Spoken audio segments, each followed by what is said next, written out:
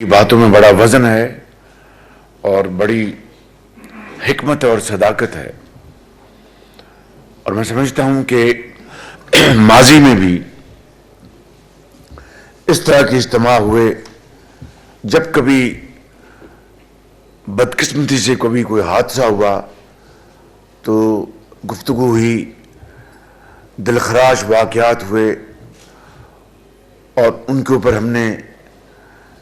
نہ صرف بڑی ہمدردی سے ان کو سنا اور ان کے اوپر حد المقدور اقدامات لینے کی بھرپور کوشش کی، مگر اس کے باوجود جب کوئی اس طرح کا واقعہ ہوتا ہے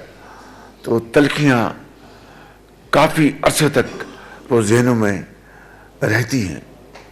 میں آپ کو یہ کہنا چاہتا ہوں کہ میرے قائد میاں محمد نواز شریف، ان کی سیاسی زندگی اس بات سے جڑی ہوئی ہے کہ پاکستان کے اندر جو ہماری مختلف برادریاں ہیں، مسیحی برادری ہے، ہندو برادری ہے، سکھ برادری ہے، دوسری جو مذہبی برادریاں ہیں، ان کو اس ملک کے اندر امن اور سکون کے ساتھ رہنے کا پورا حق حاصل ہے۔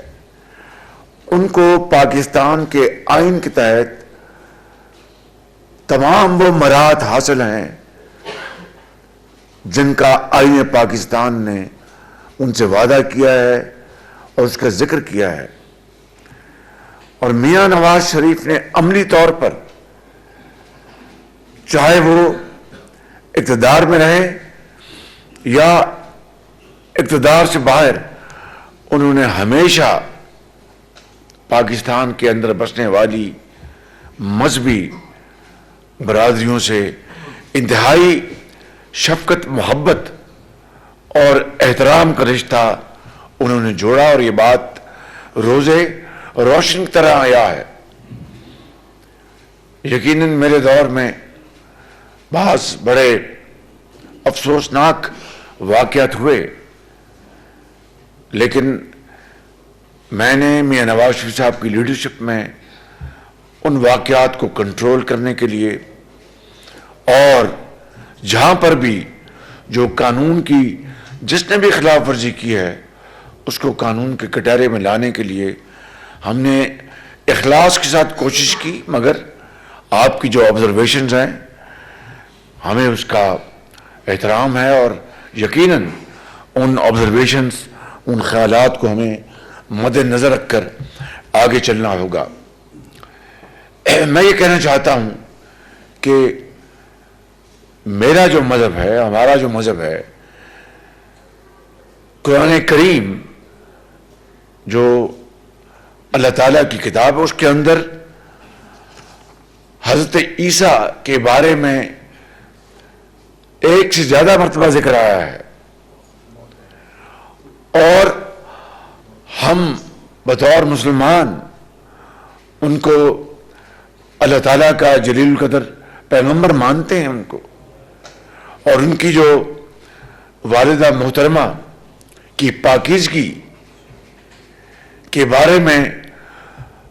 اللہ تعالیٰ قرآن کریم میں گواہی دیتے ہیں، اور یہ بطور مسلمان ہمارے یہ ایمان کا حصہ ہے۔ اور میں یہ کہنے میں کوئی بات نہیں سمجھتا کہ مسیحی برادری نے ہمیشہ پاکستان کی ترقی، خوشحالی، تعلیم، دفاعی ہمارے جو معاملات، اس میں آپ کی جو کنٹریبیوشن ہے وہ اس کی ہم پوری طرح تحسین کرتے ہیں، چاہے مرحوم فیصل چودھری ہوں، چاہے جسٹس کرنیلس ہوں، چاہے ہمارے جو تعلیمی ادارے ہیں۔ میں خود میاں محمد نواز شریف سینٹ اینتھنیز کے پڑھے ہوئے ہیں۔ میں سیکرڈ ہارٹ کیتھیڈرل کا میں پڑھا ہوا ہوں، جہاں پر میڈم پال میری وہ ٹیچر تھیں، اللہ مجھے یقین ہے کہ وہ زندہ ہوں گی، ان کی جو انہوں نے جس طرح مجھے پڑھایا لکھایا، اور اسی طرح دوسرے ایک ہمارے پروفیسر ٹیچر سر پیٹرک ہوتے تھے، اور اس طرح ہمارے جو پرنسپل تھے وہ ان کا تعلق ہالینڈ سے تھا، بردر ہینڈرسن. تو میں جانتا ہوں کہ تعلیم کی قدر منزلت، اور میں نے اپنے مسیح جو بھائیوں اور بہنوں سے تعلیم حاصل کی بطور ایک مسلمان کے، تو مجھے اس کے اوپر فخر ہے کہ میری تربیت ہوئی.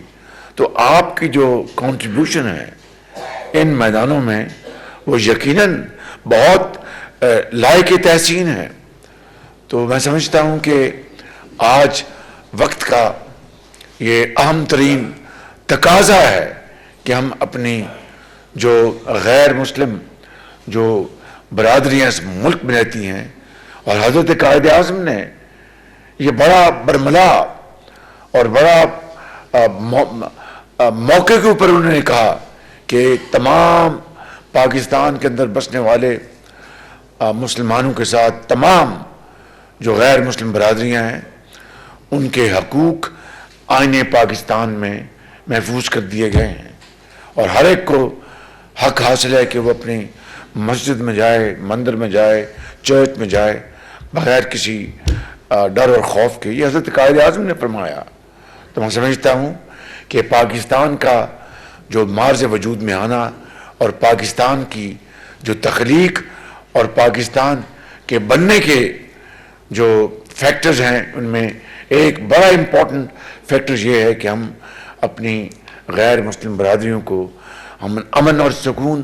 مہیا کریں، اور ساتھ مل کر نیشن بلڈنگ ایفرٹس میں ہم آگے بڑھیں. تو میں آج جو یہاں پر باتیں فرمائیں بشپ آزاد مارشل صاحب نے اور چندی صاحب نے اور مجید ابل صاحب نے، پیسٹر شہزاد صاحب نے، اور کامران مائیکل صاحب نے. کامران مائیکل آپ دیکھیے کہ سینیٹر بنے، الحمدللہ